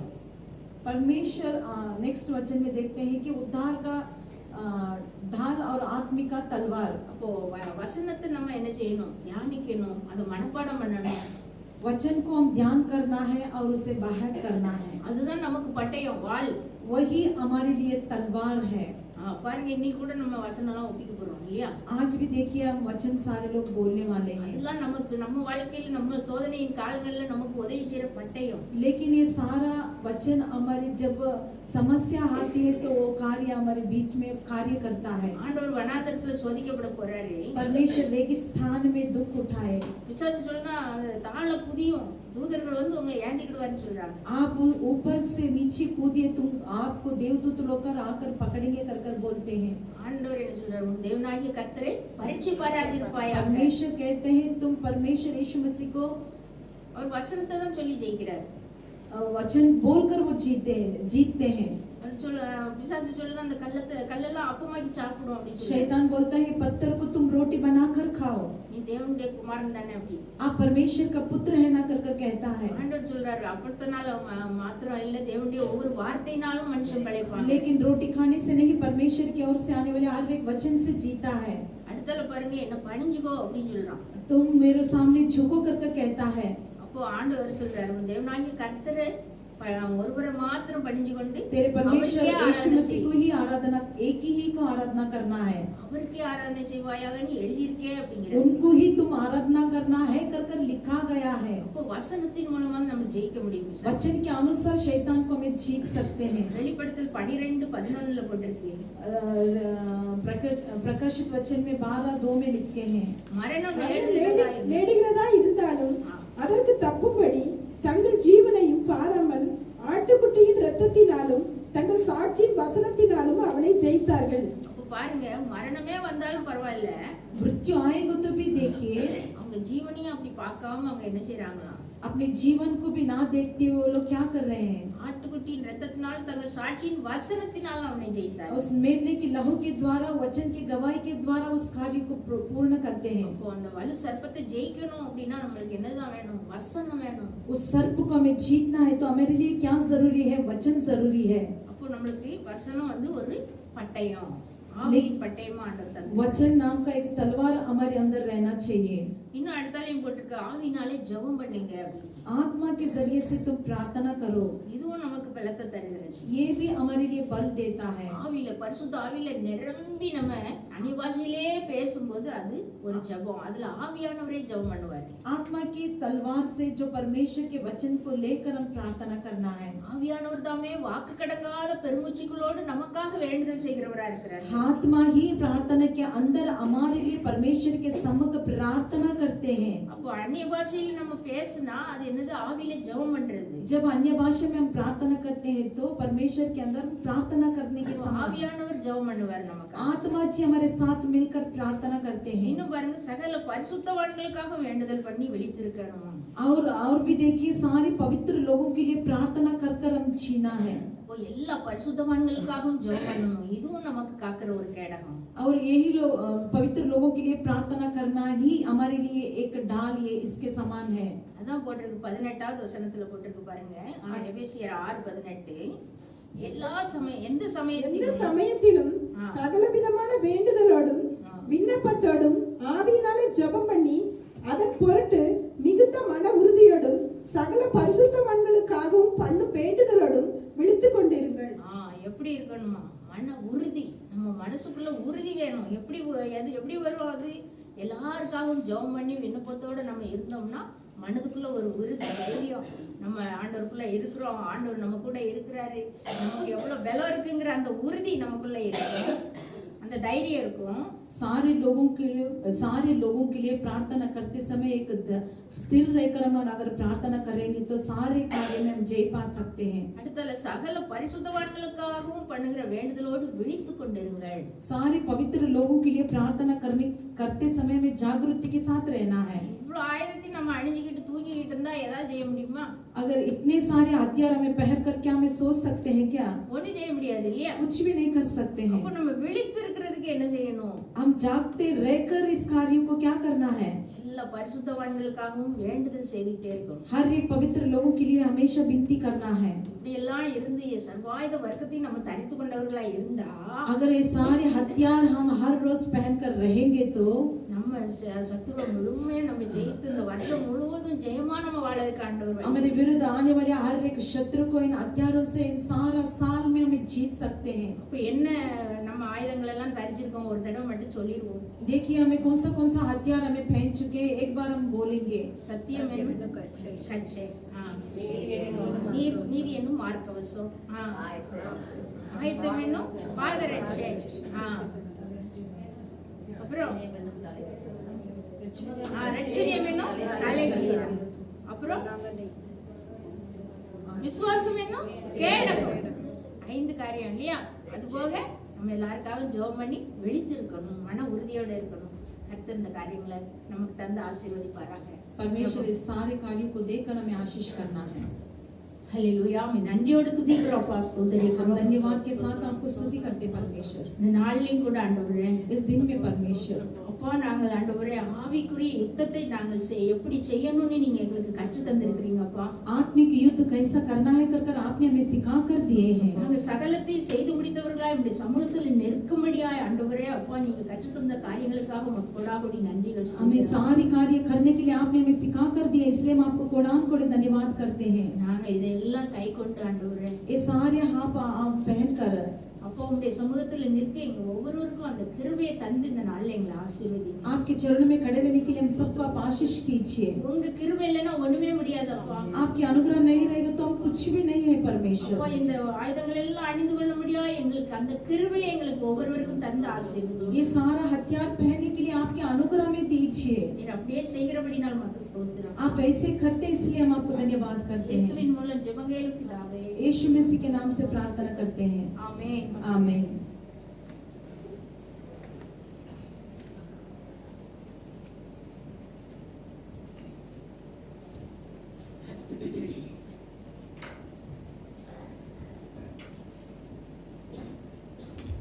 அல்லேலூயா அல்லேலூயா அல்லேலூயா. கர்த்தர் பேசுனாங்க, நல்லா பேசுனாங்க. बहन अच्छे से बात की है, 10वें वचन से लेकर கடைசி நிறைய சொன்னாங்க, மேல சொல்லியிருக்காங்க. பிள்ளைகள் बहुत सी वो बोले हैं, பெற்றோருக்கு கீழ்ப்படியணும், बच्चे लोग पिता माँ बाप को अधीन होना है, உனக்கு நன்மை உண்டாயிருப்பதற்கு பூமியிலே உன் வாழ்நாள் நீடித்திருப்பதற்கு உன் தகப்பனையும் கனப்படும். जीवन भर अच्छी आशीषों को पाकर जीने के लिए माता पिता को आदर करना है। பிள்ளைகள் கர்த்தருக்குள் பெற்றோருக்கு கீழ்ப்படியணும். அதுக்கு அர்த்தம் நன்மை உண்டாவதற்கு உன் தாயின் தகப்பனையும் माँ बाप को बच्चे लोग परमेश्वर के साथ अधीन होंगे रहेगा तो। ரெண்டாவது சிலருக்கு பிதாக்களே நீங்கள் உங்கள் பிள்ளைகளை போகப்படுத்தாமல் கர்த்தர் கேட்ட சிக்ஷையிலும் போதனையிலும் அவர்களை வளர்ப்பீர்களாக. और माँ बाप को भी इस तरह बोलते हैं, तुम्हें भी तुम्हारे बच्चे लोग को क्रोध मत कीजिए। பிள்ளைகளுக்கு பிதாக்களுக்கு அடுத்தது வேலைக்காரருக்கு. माँ बाप को बच्चे लोग को, फिर तीसरा काम करने वाले लोगों को। நீங்கள் கிறிஸ்துவுக்குள் கீழ்ப்படிவது போல जब आप मसीह के अंदर अधीन होते हैं, சரீரத்தின்படி உங்கள் எஜமான்களாய் இருக்கிறவர்களுக்கும் शरीर के अनुसार अगर आप यजमान बनेंगे तो எப்படி இருக்கணும்? பயத்தோடும் அடக்கத்தோடும் கபடற்ற மனதோடும் கீழ்ப்படியணும். பயம் भय के साथ और डर का थरथराते हुए डर के साथ खड़े रहना है। மனுஷருக்கு பிரியமாய் இருக்க விரும்புகிறவர்களாக अगर मनुष्य के सामने हम अच्छे बनने रहेंगे तो பார்வைக்கு ஊழியம் செய்யாமல் दिखावट के लिए सेवा नहीं करना है, கிறிஸ்துவின் ஊழியக்காரராக परमेश्वर की सेवक बनकर மனப்பூர்வமாய் தேவனுடைய சித்தத்தின்படி செய்யுங்கள். मन परिपूर्णता के साथ परमेश्वर की इच्छा के अनुसार रहना है। வசனம் நமக்கு எப்படி போதிக்குது? वचन देखिए कैसा हमें सिखा कर देता है। முதல்ல பிள்ளைகள், ரெண்டாவது பிதாக்கள், பிற வேலைக்காரர், பிற மனுஷருக்கு நம்ம பொதுவான ஜெனரலா சொல்றாங்க, மனுஷருக்கு பிரியமா நடக்காம मनुष्य के लिए हमें प्रिय बनकर नहीं चलना है। நம்ம எல்லாரும் பார்வைக்கே தான் பார்ப்போமா என்னமா நமக்கு தான் தெரியும். हमें दिखावट के साथ देखते हैं, क्यों नहीं मालूम है हमें। அடிமையானவனாலும் சுயாதீனம் உள்ளவனானாலும் गुलाम रहेगा तो भी அவன் செய்கிற நன்மையின்படியே கர்த்தரிடத்தில் பலனை அடைவான். जो जो वो काम करता है उसके अनुसार वो फल पाता है. எல்லாமே நம்மளுக்கு தெரியும், सब कुछ हमें मालूम है, ஆனா நம்ம பார்வைக்காக தான் நம்ம இருப்போம். लेकिन फिर भी हमें दिखावट के साथ नहीं நான் करते हैं. நினைக்கிறேன் உங்க நினைவு தெரியாது. मेरी योजना ऐसा है, आपकी कैसा है नहीं जानते हैं. நம்ம மனுஷருக்கு எந்த காரியத்தையும் செய்யாம हम मनुष्य के सामने कोई कार्य नहीं करते हुए அவன் செய்கிற நன்மையின்படியே जो जो கர்த்தரிட்ட उसके பலன் साथ भलाई அடைவோம். काम करता है वो परमेश्वर के सामने, கர்த்தரிட்ட நம்ம பலன் அடைவோம். परमेश्वर के अंदर हमें बल पाना है. பிறகு மனுஷருக்கென்று ஊழியம் செய்யாமல் கர்த்தருக்கென்றே நல்மனதோடே ஊழியம் செய்யுங்க. हम मनुष्य को नहीं सेवा करना है, लेकिन परमेश्वर के अंदर रहकर उनकी कार्य सेवकाई करना है. இப்ப எஜமானுக்கு சொல்றாங்க, अभी अधिक यजमान को बोलते हैं, मालिक को बोलते हैं. அப்படியே நீங்களும் வேலைக்காரருக்கு செய்ய வேண்டியவைகளை செய்து जब आप नौकर के लिए करते हैं उस कार्य को कर कर, அவர்களுக்கும் உங்களுக்கும் எஜமானானவர் आपके लिए उनके लिए जो मालिक है பரலோகத்தில் இருக்கிறார் என்றும் स्वर्ग में है कर कर, அவரிடத்தில் பட்சபாதம் இல்லை என்றும் அறிந்து उनके अंदर पक्षपात नहीं है कर कर, கடும் சொல்லை விட்டு விடுங்கள்.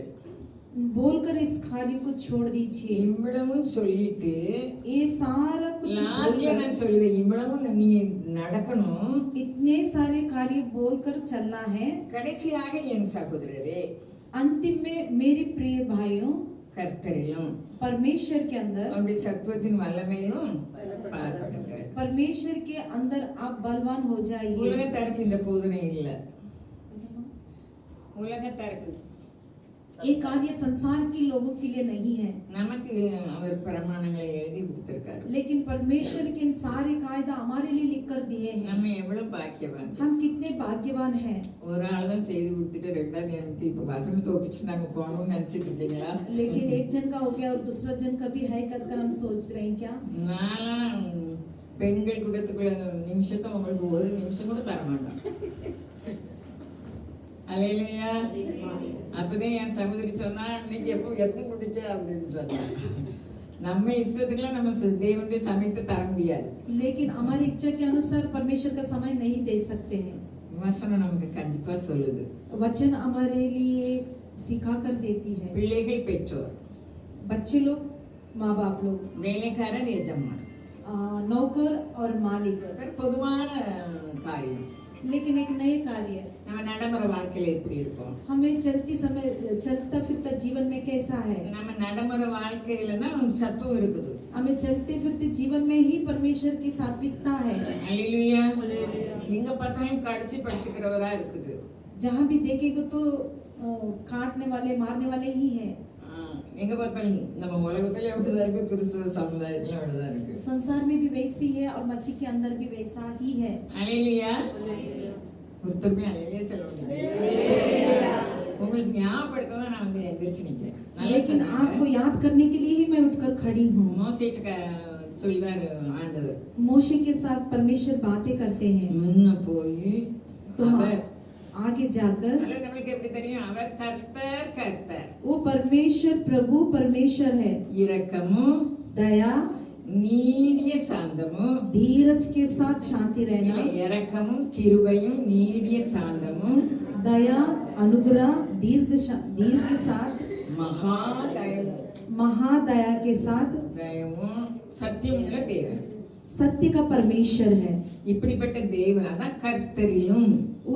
इसलिए वही प्रभु यीशु मसीह प्रभु கர்த்தர் है. எப்படி இருக்கிறாரோ அப்படி இருக்கும்படிக்கு தான் இந்த வேத புத்தகத்தை நமக்கு எழுதி தந்திருக்குது. परमेश्वर कैसा है वैसा ही शास्त्र लिख कर दिया है. நானும் நீங்களும் எப்படி இருக்கோம்? हम और आप कैसा है. பவுல் சொல்கிறார். पौल कहते हैं, நான் உங்களுக்கு ஒண்ணு சொல்ல நினைக்கிறேன். मैं आपके लिए एक कहने की सोचती हूँ. மராட்டி சகோதரியை எல்லாரும் வளையல் கழுத்துங்க, அது போடாதுங்க இது போடாதுங்கன்னு சொன்னாங்களாம். एक मराठी बहन को बंगड़ी मंगलसूत्र सब कुछ, हरा बांगड़ी वो सब कुछ निकालो कर कर कोई तो बोले हैं कर कर मैं ऐसे सुना. பச்சை கலர் வளையல் போடக்கூடாதுன்னு சொன்னாங்களாம். அவங்க அழுதாங்க. हरा बंगड़ी नहीं पहनना कर कर कोई तो बोले हैं कर कर वो रोने लगे. நான் என்ன சொல்ல வரேன்னா, ஆண்டவர் நம்ம எதை போட்டாலும் ஒண்ணும் சொல்ல முடியாது. हमें कुछ भी पहनेगा तो எதை परमेश्वर போட்டாலும் हमें कुछ नहीं बोलते. வசனத்துக்கு உட்பட்டு लेकिन वचन के अनुसार நமக்கு அலங்கரிக்கிறதுக்கு அலங்காரம் பண்ணது தவறில்லாம இருந்தா அது ஒண்ணுமே கிடையாது. लेकिन हमें तैयार होना, अगर उसके अंदर गलती नहीं रहेगा तो कुछ भी नहीं. வசனப்படி நம்ம ஒருத்தரையும் அதை போடக்கூடாது இதை போடக்கூடாதுன்னு சொல்லக்கூடாது. वचन के अनुसार ये नहीं डालना वो नहीं डालना कर कर कोई भी नहीं நம்ம बोलना. நடைமுறையில என்ன கற்றுக்கொள்ளணும்? நம்ம பிள்ளைகளை ஆதாயப்படுத்துகிறோமா? हमारे चाल चलन में हमें कौन सी कार्य को आधार बनाकर चलते பெற்றோரை हैं? பிள்ளைகள் கனம் பண்ணுகிறார்களா? क्या बच्चे लोग माँ बाप को आदर करते हैं? எஜமானுக்கும் வேலைக்காரர்களுக்கும் நல்ல அன்பு இருக்குதா? मालिक को और नौकर को क्या एक दूसरे के साथ प्रेम है? பொதுவான ஜெனரலா நம்ம எப்படி நடந்து கொள்ளுதோம்? नए लोगों के बीच में हम कैसा चलते हैं? நம்ம பார்வைக்காக செய்தா அது ஒரு உபயோகம் கிடையாது. अगर हम दिखावट के लिए करेंगे तो वो कार्य कुछ भी लाभ नहीं है. நம்ம அவனவன் செய்கிற நன்மை நம்ம எவ்வளவு நன்மை செய்தோமோ அதுக்கு கர்த்தர்ட்ட நமக்கு பலன் இருக்கு. लेकिन जो कुछ भी भलाई कार्य करते हैं वो कार्य परमेश्वर के अंदर हमें लाभ है. நம்ம நடைமுறை வாழ்க்கை தேவ சாயலே தான் கர்த்தரிலும். लेकिन हमें चलता फिरता जिंदगी परमेश्वर के समान वो रूप बनकर चलना है. தேவ சாயலை நம்ம காண்பிக்கிறவர்களாக இருக்கணும். परमेश्वर का रूप धारण कर कर हमें चलना है. எனக்கும் சேர்த்து சொல்லுதேன். मुझे भी मिलाकर इस कार्य को बोलती हूँ. நம்ம வாழ்ந்து காட்டும்படி நமக்கு ஜீவனை தந்திருக்காங்க. हमें चलकर दिखाने के लिए परमेश्वर ने इस जीवन को दिया है. நம்ம இப்பவும் சத்துவத்தின் வல்லமையில பலப்பட்ட யாரும் நமக்கு ஜெபிக்க வேண்டிய தேவையில்லை. परमेश्वर के अंदर अगर हम बल पाते हैं तो कोई भी हमारे लिए प्रार्थना करना जरूरी नहीं है. அப்படின்னு அலட்சியம் பண்ணுவதற்குள்ள ஒருவருக்காக ஒருவர் ஜெபம் பண்ணணும். इस कार्य में भी हम धीरज नहीं रहेंगे तो भी एक दूसरे के साथ வசன விசுவாசம் வந்த அந்த வசனம் நம்ம நடத்தும். वचन विश्वास के अंदर आएंगे तो वचन हमें चलाता है. இப்ப நம்ம அவருடைய சமூகத்துக்கு வரோம். हमें अब परमेश्वर के सम्मुख में क्यों आते हैं? அவருடைய சமூகத்துல ஜீவ மார்க்கத்தை தேவன் கற்றுத் தருகிறார். परमेश्वर के सम्मुख जीवन की मार्ग को हमें सिखा कर देते हैं. அப்ப ஜீவ மார்க்கம்னா अगर जीवन की मार्ग बोलेंगे तो அதுக்கு உயிர் இருக்கு. उसे जीवन है. அந்த வழியை அவர் கற்றுத் தருகிறார். वो मार्ग को परमेश्वर हमें सिखा कर देते हैं. அல்லேலூயா. அவருடைய சமூகத்துல என்ன இருக்கு? उनके सम्मुख क्या है? சங்கீதம் 16:11. भजन संहिता 16:11. ஏன் கூட பேசுச்சு. ஜீவ மார்க்கத்தை எனக்கு தெரியப்படுத்துவீர். உம்முடைய சமூகத்தில் பரிபூரண ஆனந்தமும் உம்முடைய வலது பார்சத்தில் நித்திய பேரின்பமும் உண்டு. அவருடைய பிரசன்னத்திலே நம்ம இருந்துட்டு இருக்கணும். उनकी प्रसन्नता में ही हमें रहना है. நம்ம வேலை செய்த இடத்துல அங்க நல்லா இருக்குன்னு நினைக்க முடியாது. काम करने जगह पर उस जगह पर अच्छा है कर कर नहीं सोच நம்ம सकते. குடும்பத்துல நல்லா இருக்குன்னு நினைக்க முடியாது. परिवार के अंदर अच्छा है कर कर नहीं सोच சபையில सकते. நல்லா இருக்குன்னு நினைக்க முடியாது. कलिसिया के अंदर अच्छा है कर कर नहीं सोच பக்கத்து सकते. வீட்டுல நல்லா இருக்கணும்னு நினைக்க बाजू முடியாது. के घर में अच्छा है कर कर नहीं அந்த सोच सकते. பிரசன்னம் யார் கூடலாம் இருக்கும். लेकिन परमेश्वर की प्रसन्नता அந்த जिसके अंदर रहता எல்லா है சூழ்நிலையும் வீழ்த்ததுக்கு அவர் நம்ம கூட இருக்காரு. और सारी परिस्थिति में परमेश्वर जय पाने के लिए सहायता करते हैं. உலகத்துல இருக்கிற நமக்கு எனக்கு உங்களுக்கு இயேசுவின் நாமத்தை தந்திருக்கிறார். संसार में रहने वाले हमें आपको इन सारी कार्यों में परमेश्वर हमें दिया है. நமக்குரியத அதாவது எவனை விழுங்கலாமோன்னு சுற்றி திரிகிறானா பிசாசு. लेकिन हमारे भाग में जो कुछ भी है वो शैतान क्या करता है, उसे पकड़ने के लिए हमारे चारों ओर घूमता है. யார் வசனத்துப்படி நடக்கணுங்கிறவளை அவங்களை கண்டுபிடிச்சு என்ன செஞ்சிருந்தான் லபக்குன்னு ஊழிஞ்சிருதா. लेकिन वचन के अनुसार चलेंगे तो वो लोग को पकड़ने के लिए और निगलने के लिए कोशिश करता है. ஒரு ஆள் ஒண்ணு சொல்லிட்டு நம்மளுக்கு மாம்சம் துடிச்சதுன்னா लेकिन हमें बोले तो हमारा मांस क्या करता है, घमंड आता है. அல்லேலூயா. இப்ப நானும் நீங்களும் இனி நான் அல்ல கிறிஸ்துவே இனி ஜீவிக்கிறார். लेकिन हमें ऐसा बोला है अब मैं नहीं परमेश्वर ही मेरे अंदर है कर कर हमें जीना है. அல்லேலூயா. நான் நீங்களும் அவருடைய இந்த கல்லில் மோதுகிறவன் சொல்லுங்க நொறுங்கி போவான். जो कोई भी इस पत्थर को टकराता है वो चकनाचूर होता है. சிங்கி போவான். उस पत्थर को जो कोई भी टकराता है वो चकनाचूर होकर जाता है. அப்ப நம்ம கூட வரவங்க நொறுங்கி போவோம். अगर जो कोई भी हमारे साथ आए तो क्या वो चकनाचूर होना है? அவங்களுக்காக ஜெபம் பண்ணணும். उनके लिए मैं प्रार्थना நான் करना ஒரு है। செய்தியை கேட்டேன். मैं एक संदेश को सुना, நான் அதை கேட்டதுல இருந்து சோஸ்திரம் பண்ணிட்டே लेकिन जब वो मैं सुना तब से लेकर मैं धन्यवाद स्तुति करने रही हूँ। பொறாமைனாலும் கசப்புனாலும் கடிச்சு படிச்சுக்கிறவங்கள நம்ம பார்ப்போம். घमंड के साथ काट फिर कर रोने वाले लोगों को हम देखते हैं। அதனால நம்ம அவங்களுக்கு அறியாம அவங்களுக்கு ஆண்டவரே இந்த கசப்பை மாத்துங்க ஆண்டவரே, लेकिन उन लोग के लिए हमें ऐसा करना है, इनके अंदर रहने वाले उस कड़वाहट को निकालिए। அவன் கணவர் அவன் மனைவி பிள்ளைகளை பாதுகாத்துடணும், उनके बच्चे, उनके पति, उनके सब लोग को सुरक्षा करना है कर कर। அவன் பெய்தனத்தை மாற்றும், उनकी शैतान की क्रियाओं को அவன் बदल வீணா दीजिए போக கூடாது. और वो बुराई के साथ नहीं जाना है। இதுவரை நான் செய்தியை கேட்டு நான் சோஸ்திரம் பண்ணிட்டே இருந்தேன். लेकिन संदेश को भी सुना और उस धन्यवाद को करती ही ஏன்னா रही थी, உலகம் மோசமா இருக்குது. क्योंकि संसार बहुत ही भयंकर है। நானும் நீங்களும் சந்தோஷமா இருக்க அழைக்கப்பட்டிருக்கோம். लेकिन मैं और आप खुशहाली से रहना है बुलाए गए हैं। வசனம் தெரியாதனால பெருமை அகந்த. लेकिन वचन मालूम है कर कर घमंड कर कर और बोल रहते நான் हैं। யார் தெரியுமா? मैं कौन मालूम है क्या? ஜீவ சுவாசத்தை அவர் கையில வச்சிருக்காரு யாரா இருந்தாலும். जीवन के श्वास को उनके हाथों में रखा है। நானும் நீங்களும் பெருமை பண்ணது ஒண்ணுமே இல்ல. मैं और आप घमंड करने के लिए कुछ भी नहीं है। ஆஸ்பத்திரியில பார்த்தா நடக்க முடியாதவங்க, हम हॉस्पिटल में देखते हैं कितने जन चल नहीं फिरते हैं, கிளினிக் போனா புது புது நோய்கள், लेकिन हम हॉस्पिटल में जाएंगे तो कितनी नई नई बीमारियां हैं। நமக்கு சுகம் வந்திருக்காரு. लेकिन फिर भी परमेश्वर ने हमें अच्छी आरोग्यता दी है। இன்னைக்கு கேட்ட வசனம் आज सुने हुए वचन के अनुसार கர்த்தரிலும் परमेश्वर के அவருடைய अंदर சத்துவத்தின் வல்லமையிலும் என்ன செய்யணும்? उनकी सारी हथियार को யாராவது पहनकर பலப்பட்டிருக்கோமா? பலப்பட்டுட்டே வரணும். लेकिन ட்ரைனிங். हर वक्त हमें बल पाते ही रहना है। அவருக்கு போகும்போது ஆவியை ஒப்பு கொடுக்கணும். उनके अंदर हमें आत्मा को सौंप कर झेलना है। ஹார்ட் அட்டாக் எல்லாம் வரக்கூடாது. எல்லாரும் சொல்லுவாங்க ஹார்ட் அட்டாக். हार्ट अटैक किसको भी नहीं आना है, ஏன்னா ஹார்ட் அட்டாக் உலகம் சொல்லணும் நல்ல சாவு. लेकिन हार्ट अटैक को इस संसार बोलता है कि अच्छा मरण है कर कर। நீங்க என்ன சொல்றீங்க? ஹார்ட் அட்டாக் நல்ல சாவா? लेकिन आप क्या बोलते हैं कि हार्ट अटैक अच्छा मरण है? நான் சொல்றேன் அது இல்ல. अच्छा नहीं है कर कर मैं बोलती हूँ। ஹார்ட் அட்டாக் கடவுளுடைய பிள்ளைகளுக்கு வரவே கூடாது. हार्ट अटैक परमेश्वर के बच्चे लोग को नहीं आना है। அல்லேலூயா, அல்லேலூயா. அப்போ இன்னைக்கு நானும் நீங்களும் தேவ சமூகத்துக்கு வந்திருக்கோம். आज मैं और आप परमेश्वर के चरणों में आए हैं। ஆவியானவர் நமக்கு ஜீவ மார்க்கத்தை நமக்கு கற்று தருகிறார். आत्मा जी जीवन की मार्ग को हमें सिखा कर देते हैं। அவருடைய பிரசன்னம் நம்ம கூட எப்ப இருந்தாலும் उनकी प्रसन्नता हमेशा हमारे साथ रहना है। பரிபூர்ண ஆனந்தமும் परिपूर्णता की आनंद, நித்திய பேரின்பமும் அவர் சமூகத்தில் இருக்கு. नित्य अनुग्रह उनके चरणों में है। இது எதுக்கு? ये किस लिए है? உலகத்துல இருக்கிறதுக்கு.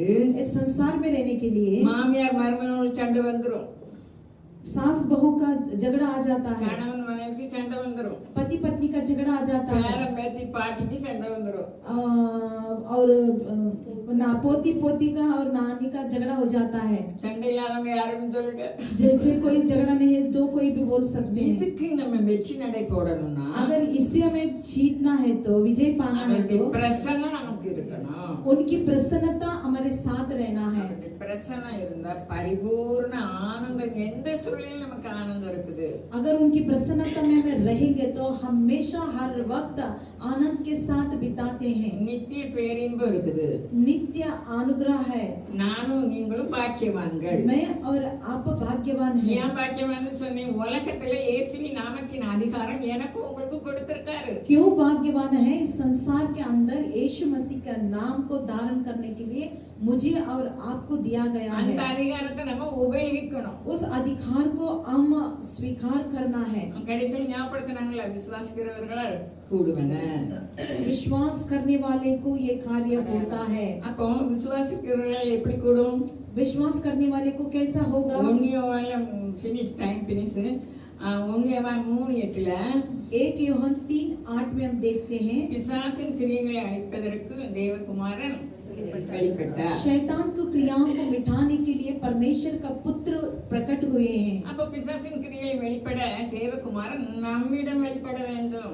शैतान की क्रिया को मिटाने के लिए परमेश्वर हमारे अंदर प्रकट होना है। கிறிஸ்து என்னிலும் உங்களிலும் யாக்கெல்லாம் வெளிப்படுதோ அவங்க பிசாசுகளை துரத்த முடியும். मेरे अंदर आपके अंदर परमेश्वर की नाम की प्रकट होने का तो शैतान की कार्यों को हमें भगा सकते हैं. அப்ப நடைமுறை வாழ்க்கை பற்றி இந்த அதிகாரத்தில் சொல்லி இருக்குது. हमारी चाल चलन के कार्यों के बारे में कार्य देखते हैं. எல்லாரும் நடிகர்களாவே இருக்கிறோம். हम सब दिखावट की कार्यों को में நம்ம ஆராய்ந்து பார்த்தா நம்ம நடிகரா தான் இருப்போம். हमें अगर जांच कर देखेंगे तो हमारे अंदर दिखावट की कार्य ही है. நீங்க பார்வைக்கு ஊழியம் செய்யாம கடவுள்கிட்ட பலன் கிடைக்கும்னு நம்ம கடவுளுக்கு பயந்து நடக்கணும். लेकिन हमें दिखावट की कार्य करने के लिए नहीं, परमेश्वर के अंदर हमें वो फल मिलता है कर कर करना है. நடைமுறை வாழ்க்கையில வெற்றி பெறும்போது சத்துவத்தின் வல்லமை தானா நமக்கு வரும். लेकिन चाल चलन के अंदर अगर हमारे कार्य को दिखाएंगे तो वो कार्य फल हमें मिलता है. சுவிசேஷம் சொல்லாம இருக்க முடியாது. सुसमाचार सुना नहीं रह सकते हैं. நம்ம சொல்லணும்னு வேண்டாம். हमें नहीं भी बोल सकते हैं. நம்மளை பார்த்து நம்ம கிறிஸ்துவின் வாசனை நற்கந்தம் இருந்ததுன்னா தானே கிறிஸ்தவர்களாயிரும். लेकिन हमारे हर एक कार्य में चाल चलन में परमेश्वर का सुगंध महकना है. हालेलुया. நானும் நீங்களும் பாக்கியவான்கள். हम और आप भाग्यवान हैं. அவருடைய சத்துவங்கள் நமக்கு தரப்பட்டிருக்கிறது இலவசமாக. परमेश्वर की सारे हथियार हमारे लिए परमेश्वर मुफ्त में दिया है. हालेलुया. அப்போ கர்த்தரையும் அவருடைய சத்துவத்தின் வல்லமையில என்ன செய்யணும்? பலப்பட்டா வாக்குவாதத்துக்கு இடம் இல்ல.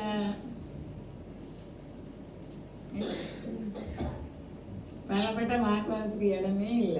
हम अगर परमेश्वर के अंदर बल पाएंगे நான் நீனு பெருமை பாராட்ட ஒண்ணுமே இல்ல. हम गमन करने के लिए कोई भी कार्य அவர் नहीं है. சர்வலோக அதிபதி. वो परमेश्वर सर्वशक्तिमान परमेश्वर நம்ம है. நானும் நீங்கள் இன்னும் முன்னேறுவோம். और मैं और आप और आगे जाएंगे. கர்த்தரின் இன்னும் சத்துவத்தின் வல்லமையிலும் பலப்படுவோம். परमेश्वर की सारे हथियारों के अंदर हमें बल पाना है. அப்படின்னா நடைமுறை வாழ்க்கையில முதல்ல வெற்றி காணணும். हमारे चलते फिरते जीवन को पहले ही विजय पाना பலமே है. சத்துவங்கள் வந்து पर बाद में सारे कार्यों को அவர் पहन सकते பிரசன்னம் हैं. வரும்போது परमेश्वर की प्रसन्नता हमारे ऊपर आना நம்ம है. போற வழியெல்லாம் ஜீவமா இருக்கும். हमारे चलने वाले हर एक रास्ता जीवन का रास्ता பரிபூர்ண है. ஆனந்தம். परिपूर्णता की आनंद.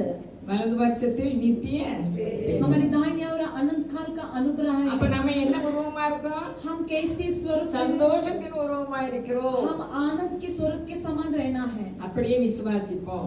ऐसा ही हमें विश्वास करना है. ஒண்ணும் நம்மளை சேதப்படுத்த மாட்டாது. कुछ भी हमें हानि नहीं कर सकती है. இந்த உலகத்தில் உள்ள துன்பம் வியாதி ஒண்ணுமே நம்ம மேற்கொள்ளும்படிக்கு அவருடைய நாமம் இருக்கிறது. इस संसार के अंदर रहने वाले दुख कठिनाई संकट कुछ भी हमारे ऊपर मेल मिलाप नहीं कर सकता அப்படிப்பட்ட है. விசுவாசத்தை தேவன் தருவார். ऐसा विश्वास हम सबको परमेश्वर में देंगे. இந்த ஆராதனை முடிஞ்ச உடனே इस आराधना खत्म होते ही நம்ம வசனம் சொல்லப்படும். हम बाहर की वचन को बोलेंगे. அவங்க சேலை கொண்டாந்துருக்காங்க. साड़ी को लेकर आएंगे. ஆராதனை முடிஞ்ச பிறகு பார்ப்போம். आराधना होने के बाद हम साड़ी को देखेंगे. அதுக்கு பிறகு செலக்ட் பண்ணி उसके बारे में उसे அவங்ககிட்டே நீங்க பைசா கொடுத்து அவங்ககிட்டே வாங்கிடணும். उनके हाथ में ही आप पैसे देकर उनके हाथ से ही आप लेना है. முதல் ஒரு சில ஆண்டு நான் வாங்கி நான் லாஸ் ஆகி போனேன். लेकिन पहला इस दिन में मैं लेकर ला सकती ஆமா அல்லேலூயா. அதை நான் தாங்கினேன். பிற பார்த்துட்டு நம்மளுக்கு கொடுத்தாரு பிள்ளைகிட்ட கொடுத்தேன். लेकिन बच्चे लोग के हाथ में मैंने उस गाड़ी को दिया. அம்மா சொல்லுங்க பேரு நான் சிட்டி தரேன் யார் யார் தருவதை சொல்லிருக்கேன். அப்போ சீக்கிரம் ஜெவமணி சந்திர நேரம்லாம்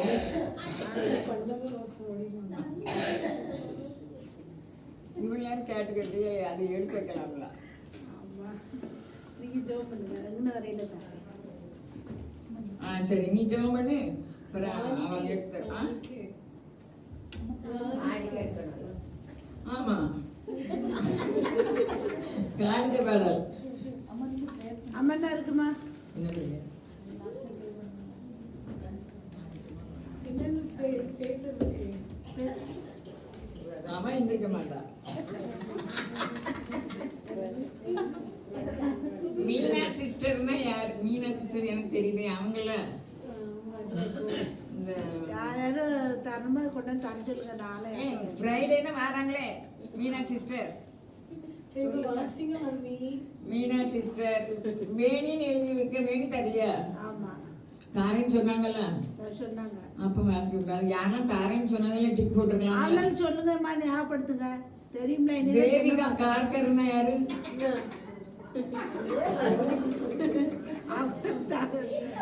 முதல்ல சொல்லிட்டமா கொடுக்க வசந்தி தீபா வசந்தி தராம எப்படி போயிருப்பாங்க, கொடுத்துட்டு போயிருப்பாங்க. இது தரல. கொடுத்துட்டு போயிருப்பாங்க. நான் ஃபோன் பண்ணுங்க. அவங்க காணிக்கையெல்லாம் ஒரு ஆள்கிட்ட கொடுத்துட்டு போறாங்க. அது நமக்கு வரவே இல்லை. ஏஞ்சல் அம்மா யாரு? அவன் எழுதும் போதே அந்த ஆட்கள் நினைவுக்கு வைக்கணும். ஜெயராணி சிஸ்டர் 3 மருந்து தரலையா? செல்வமணி 1. செல்வமணி வியாபாரில அந்த செல்வமணியா? அவங்க இல்லைங்க, நான் வாங்கவே இல்லை. வேற செல்வமணிக்காங்க, வேற செல்வமணி யாருன்னு எனக்கு தெரியாது. அவன் போய் சொல்ல முடியாலே. பார்வதி என்னது கனடாவா கடையா? எதுவுமே கன்னடா. கனடா. பார்வதி கனடா யாரு? பார்வதி யாரு? மேரி சரோஜா, அதுவும் கன்னடா தான். அந்த சரோஜா தரணும், தரவே இங்க வராங்களா? வருவாங்க. சந்திரா யாரு? ஆமா, அவளும் யாருக்கோ வாங்கி கொடுத்துருக்காவ, யாருக்கும் அப்படி மறக்கூடாதுலாமா? பரந்தி பரந்தி ஒண்ணு கொடுக்கணுமோ? தேனிக்கா பரந்தி சாடிக்கா ஹேமா வாங்கி தராம ஹேமலா தான் சொல்லியிருக்கு. சொல்லிட்டேன். அவங்களோட தரணும் தான் தாரேன். அப்படியா? மார்கரெட் யாரு? இவங்க கிடையாது. அப்போ யாருக்கும் தெரியலன்னா கன்னட மார்கரெட்டுங்காங்க. அவங்க அங்க இருக்கவே இல்லையா? அவங்க எடுக்கலங்காங்க, ஆனா கொடுத்தாங்க. அப்படியா? ரூபி கன்னடா. அது ஆமா, ரூபி மேரிக தங்கச்சி. எனக்கு யாமருவா பேரல அதான் கன்னடான்னு சொல்லுது. டொனேஷன் நம்மளாம் யார்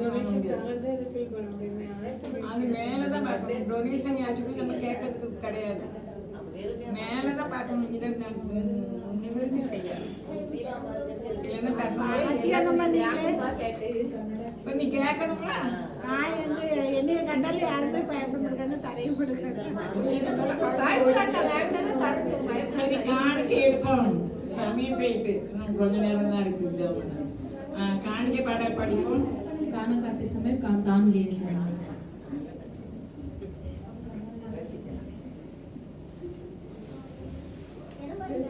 பாட்டு படிக்காது. இப்போ 5 நிமிஷம் தான் இருக்கும்.